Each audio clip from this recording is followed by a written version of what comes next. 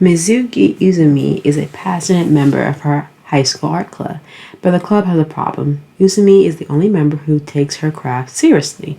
The Lazy Club president constantly sleeps through activity, and Colette hasn't regularly attended class activity in quite some time. And Yuaki Saburo, despite being an accessible artist who can only win an award if each ever tried, is obsessed with drawing the perfect 2D Y. Lighthearted and comedic in tone, the art club has a problem. Follow Izumi as her struggles to do art club like activities, often instructed by her monthly crew of good for nothing and her distracting crush on Subaru. This anime has about 12 episodes. It premiered July 8, 2016 to September 23rd, 2016. Based off a manga series, it is comedy and romance. Theme is school, and the demographic is seinen. Each episode is 20 minutes per episode and is rated PG-13. Now let's get started into the review. What I really liked about this anime, like you had the one main character that's very serious about her club activities, while her other members, including her class, including the president over the club, kind of takes the art club for like kind of hangout space, do whatever, and then the other guy that's involved, just wants to draw his 2D waifus and doesn't really care for the girls in front of him, and he flies out say that in like the first episode. But I think overall the goofiness and slapstick comments in this little rom-com of an anime, it's just very straight and simple. I think between the comedy and focusing on the art in the art club, it's kind of well balanced pacing, but it's a very slow pace. The art that they create in this anime is very fitting because it says in the title itself, the English title, basically the art club has a problem, but the artwork they produce is very stunning with all the how they break down how they sketch or how they come with a theme or a motif or like a muse to create the artwork that they produce. And I think every character has their own unique art style to them, especially what they create.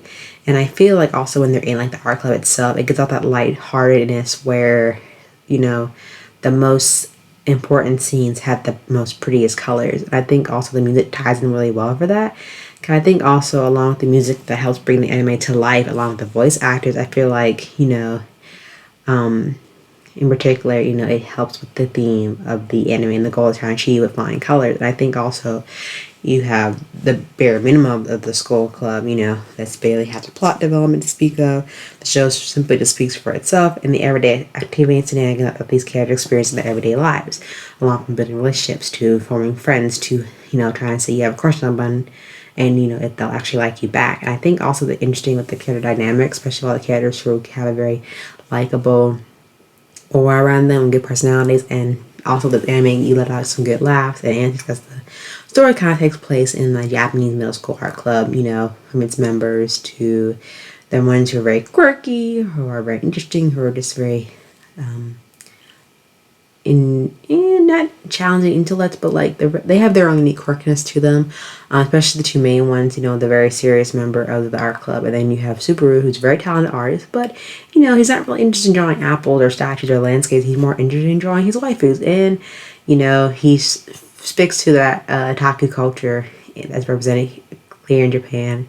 I think also the other characters, they kind of like joke around, with his devotion of his wife who draws, but claims not to be interested in other like real girls, and he gets in trouble with this with being like the main protagonist in the show because she wanted him to take his artwork very seriously and kind of doesn't. I think also he's kind of blind with the fact that one of the other characters has like a crush on him, but he's completely oblivious to it.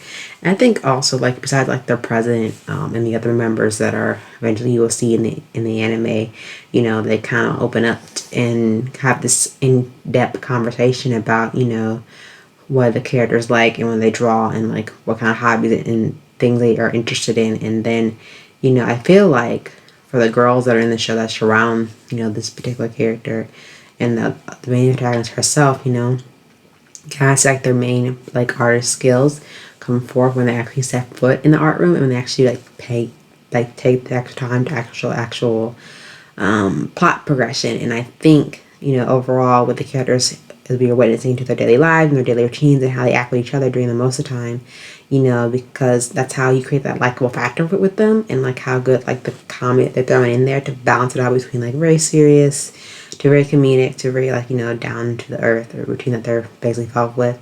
And a lot of cultural references taking jab at modern anime fans, and all good fun, of course. But I think also a lot more of that fall between the traditional anime rom-com is the element that are used quite frequently and quite tastefully. I should mention, there are a lot of romantic fans out there that would be very disappointing, there's almost no romantic progression between these two characters that I'm not going to mention because I don't want to spoil it for you, but I think you need to only watch like a few minutes of it to figure that out on your own. I feel like, when we're placed with a pairing that you think hopefully you're praying that's having a romantic interest with each other, but kind of don't.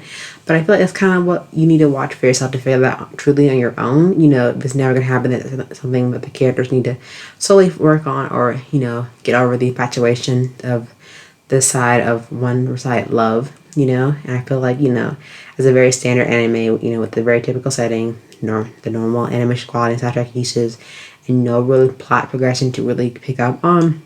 The only thing the anime has going for it is the nature in the order that it blooms into. It's like very likable characters who appear on screen and are generating good comics and, comedic effect here and there. And you know what its strengths and weaknesses are, and how it tries to improve that day by day. But overall, it's a good anime to watch for good, time with your friends, and just to unwind from your day and just watch, someone else's life go through the daily struggles that you go through, but minus confession to your crush, and praying hoping that they like you or not. But definitely check out the art club has a problem. I think it's interesting if you especially are into art, and maybe you might pick up some new art techniques or new art vocabulary that you never knew you knew before, or just pick up a new medium that you want to try and haven't yet. But definitely check out the art club's problem if you haven't already, and let me know what you think. But until then, bye.